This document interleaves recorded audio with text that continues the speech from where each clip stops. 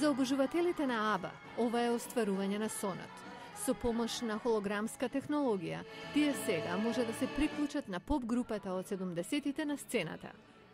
Низ 25 соби, посетителите го следат патот на групата од почетоците до победата на Евровизија од 1974-та. Па до годишниот фестивал што го лансираше нивниот прв голем хит низ Европа, Ватерлоо. Владимир Сардинха е портпарол на официјалниот клуб на обожуватели на АБА во Европа. It is the biggest collection of this kind. Ова е најголемата колекција од овој вид. Сите четворици, Бени, Бјорн, Агнета и Фрида, донираа лични предмети за изложбата.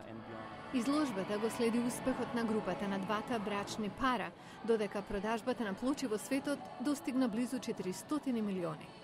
Низ Европа, Австралија, а потоа и во САД, нивните певливи песни, експерименти со снимателската технологија и смелите костуми ги направија неколку години да бидат втор најголем извоз на Шведска, веднаш по автопроизводителот Volvo. Шведскиот новинар Торстен Бломквист вели дека неговите сонародници се горди на АБА. Ги сретнавме нашите први девојки и момчиња на нивната музика. Со АБА се поврзани многу спомени. По многу хитови, вклучувајќи ги Мама Мија и Танцувачка кралица, како и 9 албуми, групата се распадна.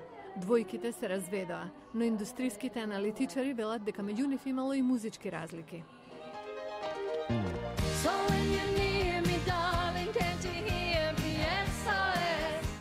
Неодамна со филмот Мама Мија, а претходно и со мюзиклот, нова генерација ја откри групата и изложбата. Изложбата од Лондон заминува за Австралија. На крајот станува постојана изложба во Стокхолм, Шведска.